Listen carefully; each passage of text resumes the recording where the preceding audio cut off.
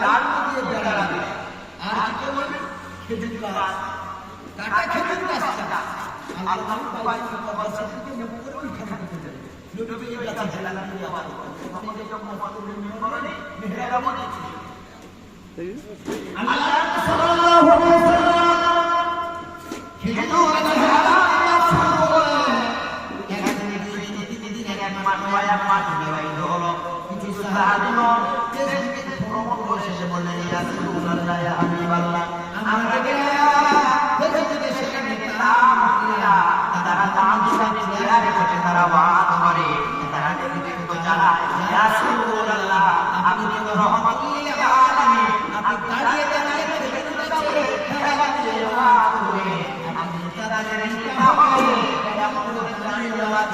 আমাদের কষ্ট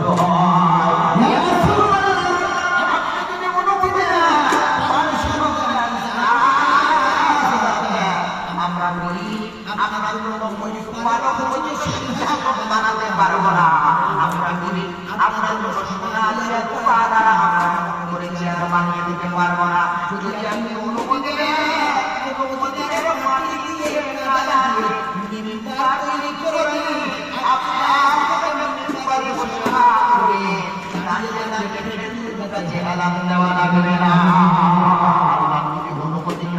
বললেন আল্লাহ বেশি বুঝে দিলেন মাটির মেম্বার তৈরি হয়ে গেল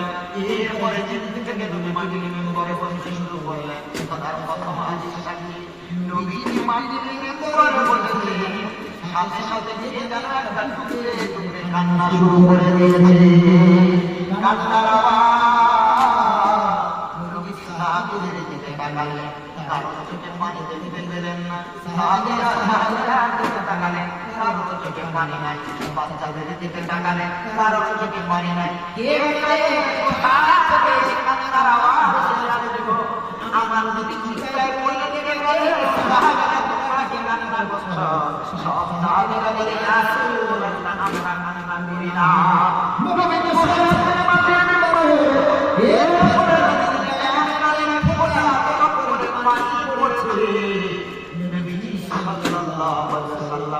মাথাটা উঁচু করে দেখে কোনো মানুষের চোখের পানি না ওই যে মরা খেজুর গাছ ছিল ওই খেজুর গাছের উপর টপ টপ করে পানি পড়ছে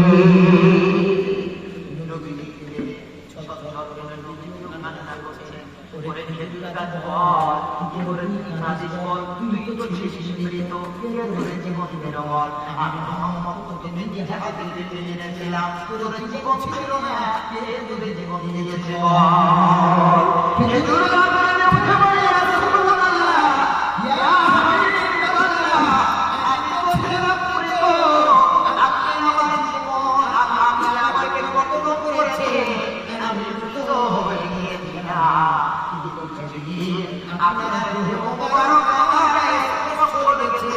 যেদিন আমার আপনি উপকার দিলেন আপনার দেহ মোবারকের যে স্পর্শের বরকতে আল্লাহ আমি মরা জীবনটাকে আল্লাহ জীবিত বানিয়ে দিয়েছে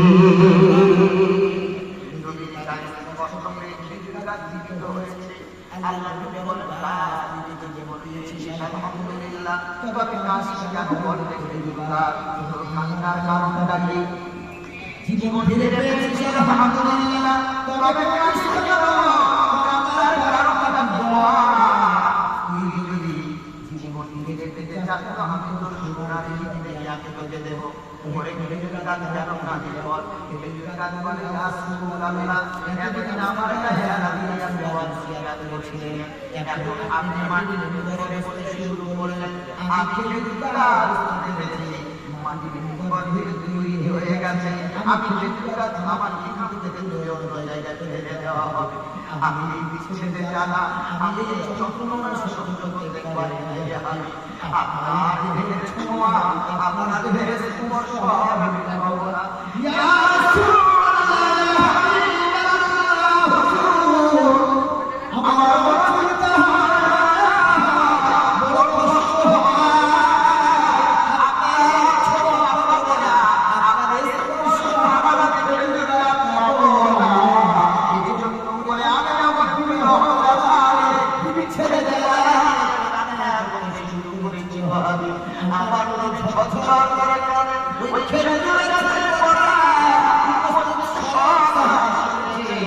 আমার নবীর সাথে মরা কাজের কথা হয় আমার নবী বলতে খেজুর গাছের দুটো কথা বলি শোন তুই যদি নতুন জীবন ফিরে পেতে চাস আমি নবী বলি এই মসজিদে রোববার থেকে তুলে নিয়ে মদিনার পবিত্র জায়গায় ফেলে দেব আমার কত তোর খেজুর হবে আর মদিনার বাসীর কষ্ট হবে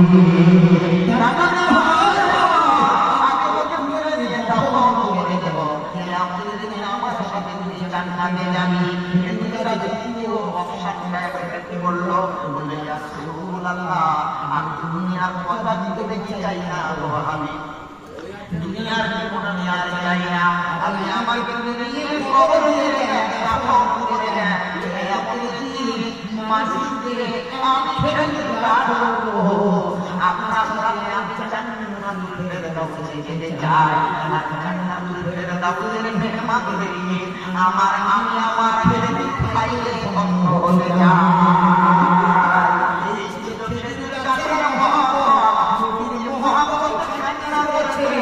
বর্তমানে বিদ্যালয় বলে কাছে আছে কাছে জীবন আছে এটা নাকি অবশ্যই চন্দ্র সুন্দর প্রমাণ করেছে না সুবহানাল্লাহ গাছের প্রাণ আছে অবশ্যই চন্দ্র সুন্দর গাছের প্রাণ আছে সুন্দর আমার নবী ওরা আমার নবী আমি কথা দেখিয়েছে বলে না সুবহানাল্লাহ এই কথা গাছ আছে গাছ আছে নবী যে গাছ আমরা নবীর আগে উম্মত যে উম্মতের জন্য নবী এত কান্না করবেন আমার উম্মতের কিভাবে উম্মতের কিভাবে আপনাদেরকে চিনতে পারি এটাই আসল এই জন্য সর্বপ্রথম আমার নবীকে তবু করতে হবে এটা বলতে আমার এমন একটা নাম রাসূল বললেন মাসআল্লাহ আলাইহি ওয়া সাল্লাল্লাহু আলাইহি ওয়াসাল্লাম নবীর উপরে এত আদর করে আল্লাহ নবীকে এতটাই ভালোবাসে যে আল্লাহ বলে আমার হাতে করে আমার ভালোবাসা তুমি করে যদি একবার শুরু করে আল্লাহ রাসূল বলেছে আল্লাহ তার উপরে দরবার রহমত নাযিল করে বলেন না কতটা ভালোবাসা নবী খুশি হওয়ার আর নবী মেরাজ করার না এই জন্য নবী বলা আদর্শ হতে হবে নামাজ পড়তে হবে নামাজ পড়তে কাজের সময় শেষে রাখতে হবে নামাজ হযরত আয়েশা হুমায়রা রাদিয়াল্লাহু আনহা বলেন মানবী কত ঝড় একবার একবার চোখ খুলে বলছে সালাত নামাজ যেমন বলতেন নামাজ আছে আফসোস নবীজি মৃত্যুর আগে শেষ নামাজ ছিল সেই নামাজটা আমরা মিটি নামাজ না পড়লে পুরো নামাজ ঢুকে যেতে লাগে রাসূল বললেন লা সালাত সালাত আমার ঈমান লা ঈমান লিমান সালাত নামাজ নেই ঈমান ওয়ালা ঈমান লিমান দীন যা দিন নাই যা ধর্ম নাই তা নামাজ নামাজ পড়া মানে থেকে ধর্ম থেকে নবী মহব্বত করে দুটি বাবা এই জন্য নবী মহব্বত সময় বলছে সব সময় নবী মহব্বত কিয়ামত দিন নবী ছাড়া কেউ আমার নাম দুনিয়াতে যত মামা আপনারা বলতে হবে নবীরা বলতে সব আল্লাহ আমার কি হবে সেটা আমার বাবা ঈসা নবীকে ছোট তো সব নবী বলেন আমার কি হবে আপনি নিজে চিন্তা করুন আমাদের নবী বলেন আল্লাহ আমাদের উম্মতের নিয়ে সুবহানাল্লাহ আমার উম্মতের নিয়ে নবী কি উম্মতের নিয়ে উম্মতের নিয়ে আমরা নবী পেয়েছি হযরত আবু হুরায়রা রাদিয়াল্লাহু তাআলা বলেন একদিন হযরত আলী রাদিয়াল্লাহু তাআলা নবীর সকল সঙ্গী হলেন জঙ্গলের ভিতর দিয়ে যাচ্ছেন হযরত আলী বলছেন রাদিয়াল্লাহু তাআলা জানতে দিনা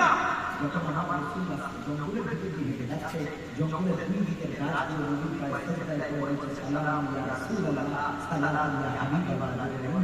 এবার জঙ্গলের দুই দিকে গাছগুলো নবীর পায়ে সেজদায় পড়ে নবীর পায়ে সেজদায় পড়ে দিয়ে আমরা সালাম কেমন নবী আমরা এরপর হযরত আলী রাদিয়াল্লাহু তাআলা জঙ্গল শেষ করে যখন আমরা মরুভূমিতে গেলাম নবীর পায়খানার প্রয়োজন হলো প্রতিদিন রাত নবীজি আশেপাশে কোনো গাছ নেই, কাছাকাছি কোনো গাছ নেই, এবং সঙ্গে আছে নবীর জামাই আলী।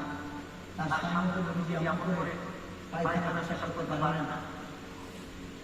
হযরত আলী রাদিয়াল্লাহু তাআলা বলেন, হেঁটে গেলাম, নবীজি দূরে অনেক দূরে একটা খেজুর গাছ দেখা যাচ্ছে। আল্লাহ নবী ডান হাতে শাহাদাত নাম এভাবে ইশারা করেন। সুবহানাল্লাহ। হযরত আলী রাদিয়াল্লাহু তাআলা বলেন, দেখলাম মরুভূমির খুব চিরে, মরুভূমির বালু খুব চিরে ঘাসটা দ্রুত বেগে এসে আমার নবীর সামনে সেজদায় পড়ে গেছেন। সুবহানাল্লাহ। আল্লাহ নবী বলেন, না আমার হাতে দেখা নাই, তোকে সেজদাতে দেখা নাই, কাবা হয়ে যা, আমার হয়ে যা, আমি তোর আলাদা জরুরতটা থাকতে চাই। রাস্তার উপরে আলাদা হয়ে যায় নবীজি, গাছের আলাদা জরুরত আছে। হযরত আলী রাদিয়াল্লাহু তাআলা মনে চিন্তা করছে, গাছ তো উঠে যাবে, চলে যাবে, নবীজি পায়খানা পেশাবটা দেখে কেমন মনে একটা ইচ্ছা। আল্লাহ তাআলাকে একটা ভালোবাসেন, গাছকে আবার নবীজি জরুরত ছেড়ে দিলেন, গাছ ইশারা করলেন, গাছ স্থানে আবার ফিরে গেল ইশারা। সুবহানাল্লাহ। তাহলে গাছ তো পৃথিবীতে কোটি কোটি মাইল দূরে সেই চন্দ্র, আল্লাহ নবী শুধু একবার আমূলভাবে মেনে নিলেন, ইখতারাবাতিস সাআতু ওয়া মাশাক্কাল কমার, নবীজির আমলের ইশারা আল্লাহ তাআলা চাঁদটাকে ভূখণ্ডিত করে দিলেন। সুবহানাল্লাহ। পৃথিবীর গাছ তো দূরে গেল, গাছ তো নবীজির তাবে নিজে বলা, পৃথিবী থেকে কোটি কোটি শত শত কোটি মাইল দূরে চন্দ্র, এই চন্দ্র পৃথিবীর মক্কার নবীর আমলের ইশারা ওই পর্যন্ত চলে গেছে। সুবহানাল্লাহ। হযরত আলী রাদিয়াল্লাহু তাআলা চিন্তা করলেন, গাছ তো মাথা তুলে চলে যাবে, নবীজির পায়খানা পেশাব করতে।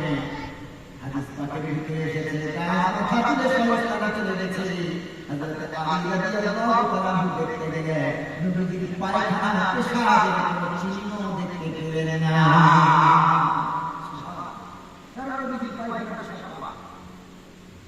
আমাদের পায়খানা পেশাব বন্ধের জন্য করতে পারে। আল্লাহ তাআলা নবীকে মাটির উপরে রাখলেন, ইসমাঈল নবীকে মাটির উপরে রাখলেন। কোন ঘোড়া হেঁটে যাবে, উট হেঁটে যাবে, মানুষ হেঁটে যাবে, তারা পায়ের তলায় নবীজির পায়খানা পড়ে, নবীজির পেশাব পড়ে, আমার নবীজির পায়খানা পেশাব। এই জন্য আল্লাহ তাআলা নবীজির জরুরত শেষ করেছে, মাটিকে আল্লাহ হুকুম দিয়েছেন, মাটি খাবাল হয়ে গেল, আর নবীজির পায়খানা পেশাব মাটি হজম করে নিয়েছে। যে বলে সুবহানাল্লাহ। নবীজির পায়খানা পেশাব, নবীজির রক্ত, নবীজির ঘাম, নবীজির মাথার চুল থেকে রক্ত সরানো, সেই রকম আমাদের টোটালটাই এই জন্যই তো আল্লাহ তাআলা কোরআনের ভিতরে বললেন যে আমি তোমাদের কাছে কোরআন দিয়েছি এবং একটা নূর দিয়েছি, আর এই নূরের ব্যাখ্যা বেশিরভাগ মুফাসসিরিন কেরাম বলেছেন আমার নবী বলেন সুবহানাল্লাহ। তারা নবীজিকে নূরের তৈরি এটা না, আল্লাহ নবীকে সম্মান করে বলেন যে আমি কোরআন দিয়েছি এবং একটা নূর, একটা জ্যোতি তোমাদের দিয়েছি। সুবহানাল্লাহ। মায়ের এই ব্যাখ্যাটা এভাবে বোঝে, মা তার বাচ্চাকে কোলে নিয়ে আদর করতে বলেন, তুই আমার সোনার চাঁদ, বলে না বলে আসলেই কি বাচ্চাটা সোনার চাঁদ না আদরের দাঁড়া? এই আয়াতের ব্যাখ্যা অনেকেই বোঝে না, এই বিভ্রান্ত করে। কোরআনে তো আল্লাহ বলেছেন নবীজি নিজে তৈরি, আর নবীজি নিজেই বলছেন আল্লাহ ভাষা করতেছে তোমাদের তো না, তবে তোমাদের ইজ্জত আমার ইজ্জত না টাকা দেখতে তোমাদের মতো না।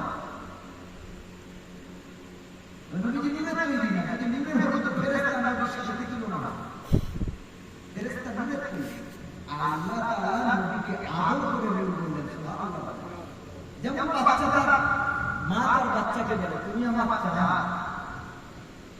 আমার সোনা, তোমার সোনা না, রূপো না চাঁদ, ওই হীরা কতটা মান, এটা আদর। আল্লাহ তাআলা যে নবীকে সারা পৃথিবীর সবচেয়ে বেশি ভালোবাসেন, সেই আল্লাহ তাআলা নবীকে মহব্বতের ডাক দিয়েছে, তুমি নূর, তুমি আলো, তুমি জ্যোতি,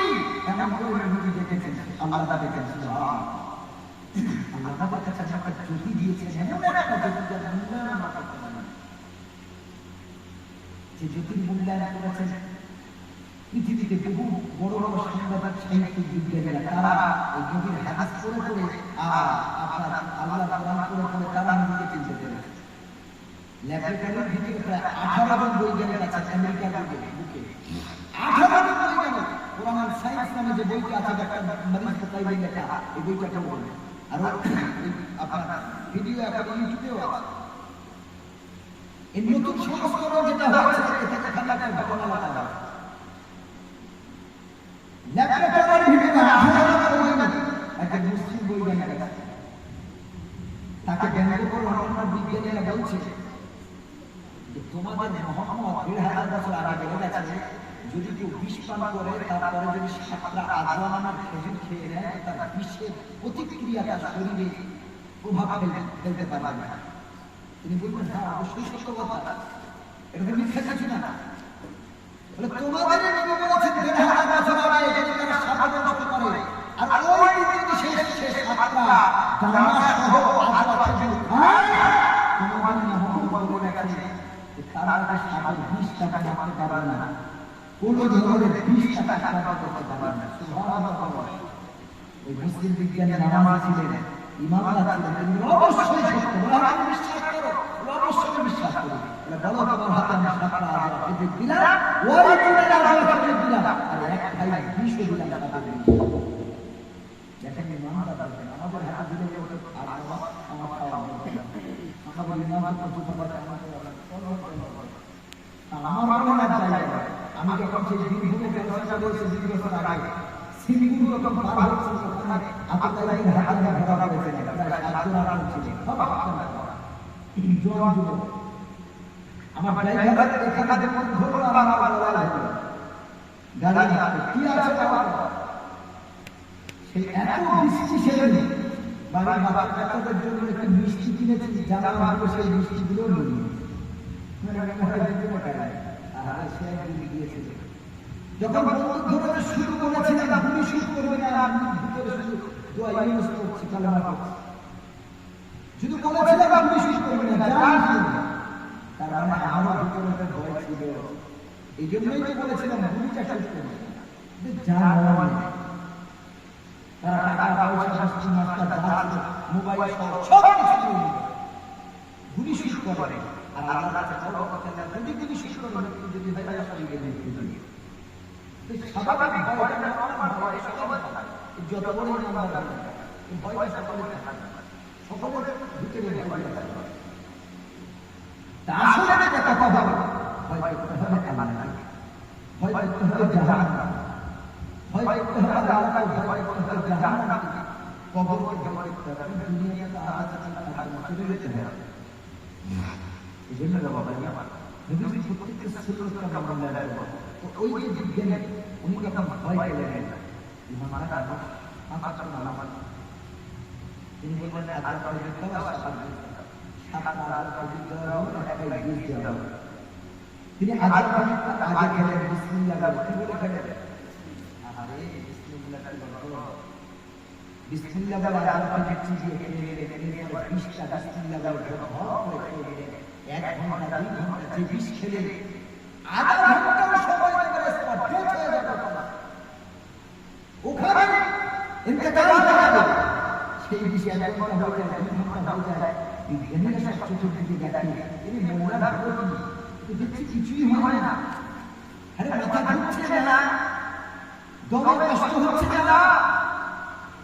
শরীর ভারী ভারী অনুভূত হচ্ছে না, বমি ভালো লাগছে না, পিঠে ব্যথা হচ্ছে না, পেছনে লাগা হচ্ছে না। আর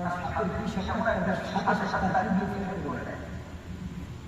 পেশাবের প্রত্যেকটা রাস্তা ব্লক করে দেয়, সাথে সাথে যতদূর কষ্ট করে সব নেগেটিভ মনোভাব, না না না 2 ঘন্টা 4 ঘন্টা 6 ঘন্টা কালিয়ে পরে বলল দিয়ে তো দেখছি কিছুই হয় না, সাথে সাথে ব্লাড নেওয়া হলো, ইউরিন নেওয়া হলো, পেশাব নেওয়া হলো, রক্ত নেওয়া হলো, টেস্ট করার জন্য দেখি তার সাথে সাথে সাথে কিনা তার ব্লাড সাথে বিষ ঢুকে গেছে কিনা নিশ্চিত হয়ে গেছে কিনা আল্লাহ জান্নাতের কসম সেই আমেরিকার ল্যাবরেটরিতে বসে 18 জন বিজ্ঞানী তার ইউরিনকে তার ব্লাডকে যখন তারা টেস্ট করে অ্যানালাইসিস করে দেখল খোদার কসম তারা বেঁচে যাবে পেশাবে এক ফোঁটাও সাকাল ছিল না বলে সুবহানাল্লাহ 18 জন বিজ্ঞানী ল্যাবরেটরিতে বসে ইসলাম কবুল করতে বাধ্য হয়েছে জেনে নেবেন এটাই ইসলাম এটাই ইসলাম শান্তি ধর্ম আমার নবী আমাদের যা দিয়ে গেছে সবগুলো বিজ্ঞান আমার নবী 1000 বছর আগে কোরআনের মাধ্যমে শিখিয়ে দিলেন হাদিসের মাধ্যমে তোমরা টুপি পরো আমরা মুসলমান জাতি টুপি পরতে পারতাম না করোনা এসে সব কথাটা দিতে বলেছিল বুঝেছিল না এখনো পরে অনেক রেস্টুরেন্টে হলে মাথায় একটা হেয়ার লাগা মানে জালাপির মতো একটা হেয়ার লাগা এখন আছে না করোনার সময় সব যারা গভর্নমেন্ট করেছিল সরকারি চাকরিজীবী যারা গণমাধ্যমে এডুকেটেড শিক্ষিত তারা সব আলহামদুলিল্লাহ বেরিয়েছিল হ্যান্ডগ্লাস করেছে মাস্ক করেছে ওগুলো মুখ ঢেকে দেওয়া হবে না চুল ঢাকা দেবে তারা সব পাতলা একটা আবরণ দিয়েছিল এখন অনেক জায়গায়